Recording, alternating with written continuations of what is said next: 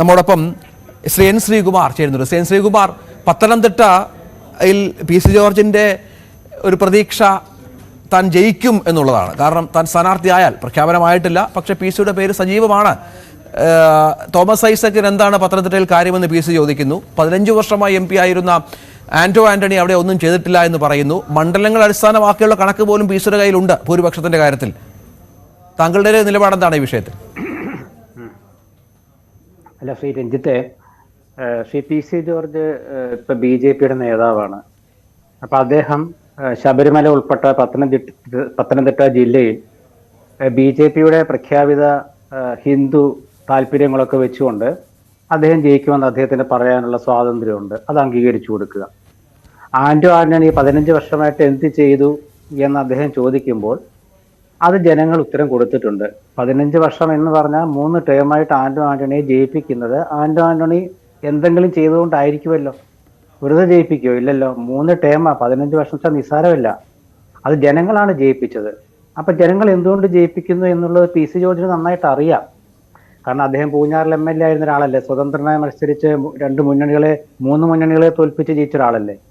അപ്പൊ ജനങ്ങളുടെ മനസ്സൊക്കെ അറിയാവുന്ന ഒരാളാണ് പി സി ജോർജ്. പക്ഷെ ഇപ്പൊ അദ്ദേഹം പറയുന്നത് BJPയുടെ ഒരു നേതാവായിട്ടാണ്. അതുകൊണ്ട് അതിന് ആ നിലയിലുള്ള ഒരു പ്രാമുഖ്യം കൊടുത്താൽ മതി. പത്തനംതിട്ട ജില്ലയിലെ ഈ ശബരിമല അല്ലല്ലോ ജനങ്ങളുടെ വിഷയം. ഭക്തിയും വിശ്വാസം എന്നൊക്കെ പറയുന്നത് ഓരോരുത്തരുടെ വ്യക്തിപരമായ സ്വാതന്ത്ര്യവും ഉൾക്കാഴ്ചയൊക്കെയാണ്. ജനങ്ങളുടെ വിഷയം തൊഴിലല്ലേ, തൊഴിലില്ലായ്മ, തൊഴിലെവിടെ, അരി എവിടെ?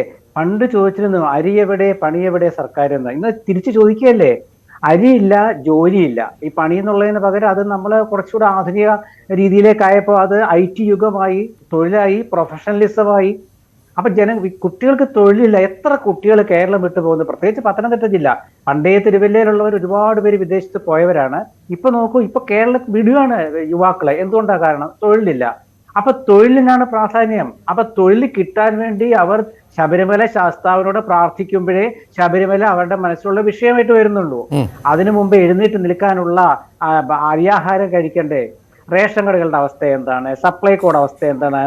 മറ്റേ പെൻഷന്റെ അവസ്ഥ എന്താണ്? ശമ്പളത്തിന്റെ കാര്യം എന്താണ്?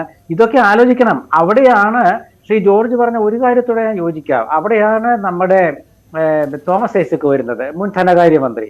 അത് ഇപ്പോഴത്തെ ധനകാര്യ നയം, CPMന്റെ ഇപ്പോഴത്തെ ധനകാര്യ നയം വെച്ച് നോക്കുമ്പോൾ അദ്ദേഹം കുറച്ചുകൂടെ ഭേദമായിരുന്നു. പക്ഷെ അദ്ദേഹം പറഞ്ഞുകൊണ്ടിരിക്കുന്നത് കിഫ്ബിയെ കുറിച്ചാണ്. ഈ കിഫ്ബിയുടെ ചുമതലയുള്ള ആൾക്കല്ല ഈ അടുത്ത ദിവസം ക്യാബിനറ്റ് റാങ്ക് കൊടുത്തത്. ക്യാബിനറ്റ് റാങ്ക് എന്തിനു കൊടുത്തു എന്നിവരെങ്ങനെ തോമസ് ഐസക് വിശദീകരിക്കും? രഞ്ജിത്ത് രാമേന്ദ്ര, ക്യാബിനറ്റ് റാങ്ക് കൊടുത്താലേ അദ്ദേഹം പണിയെടുക്കുള്ളൂ? അതല്ല, ക്യാബിനറ്റ് റാങ്ക് കൊടുത്താൽ എന്തെങ്കിലും ജനത്തിന് ഗുണമുണ്ടോ? ഇതൊക്കെയാണ് ചർച്ചാ വിഷയമാവുക. അവിടെ ശബരിമല എന്ന് പറയുന്നത് വിശ്വാസമാണ്. ഭഗവാനെ തൊഴുക എന്ന് പറഞ്ഞത് ഒരു വിശ്വാസിയുടെ കാര്യമാണ്. അതിലിപ്പോ ക്രിസ്ത്യാനി ആണെങ്കിലും ഹിന്ദു ആണെങ്കിലും മുസ്ലിം ആണെങ്കിലും അവരുടെ രാഷ്ട്രീയം ഉൾക്കൊണ്ടുകൊണ്ട് തിരിച്ചു വരാം. താങ്കളിലേക്ക് ചെറിയ ഒരു സാങ്കേതിക പ്രശ്നമുണ്ട്. ശ്രീ ഷാബു പ്രസാദ് കൂടി, വലത് നിരീക്ഷകൻ ശ്രീ ഷാബു പ്രസാദ് കൂടി നമ്മോടൊപ്പം ഉണ്ട്. ഷാബു പ്രസാദ്, നമ്മൾ ഈ BJPയുടെ കേരളത്തിലെ സ്ഥാനാർത്ഥി പട്ടികയുമായി ബന്ധപ്പെട്ട് ഫൈനൽ ലിസ്റ്റ് ഒന്നും ആയിട്ടില്ല. പക്ഷേ ഞാൻ മനസ്സിലാക്കുന്നത് തൃശ്ശൂരിൽ സുരേഷ് ഗോപി, പാലക്കാട്ട് കൃഷ്ണകുമാർ, പത്തനംതിട്ടയിൽ പി സി ജോർജ് ഏതാണ്ട് ഉറപ്പിച്ച മട്ടാണ്. ഒപ്പം ആറ്റിങ്ങലിൽ മുരളീധരൻ. നരേന്ദ്രമോദി വരുന്നതിന് മുൻപ് ഒരുപക്ഷെ 10 മണ്ഡലങ്ങളിലെങ്കിലും പ്രഖ്യാപനമുണ്ടാകും എന്ന് മനസ്സിലാക്കുന്നു. ഈ പി സി ജോർജ് പറയുകയായിരുന്നു പത്തനംതിട്ടയിൽ തനിക്ക് വലിയ സാധ്യതയുണ്ട്. കാരണം ശബരിമല ഉൾപ്പെടുന്ന മണ്ഡലമാണ്, തൻ്റെ മണ്ഡലമായ പൂഞ്ഞാറും അവിടെയുണ്ട്, ഓരോ മണ്ഡലങ്ങളുടെ കണക്കനുസരിച്ച്. അങ്ങനെ നോക്കുമ്പോൾ പി സിയുടെ ഒരു സാധ്യത എങ്ങനെ വിലയിരുത്താം? ഒപ്പം തിരുവനന്തപുരത്ത് ശോഭനയുടെ പേര് കൂടി ചർച്ച ചെയ്യപ്പെടുകയാണ്, നടി. അങ്ങനെ പൊതുവെ ഒരു സർപ്രൈസ് ലിസ്റ്റ് പ്രതീക്ഷിക്കണോ BJPയുടെ ഭാഗത്ത് നിന്ന്?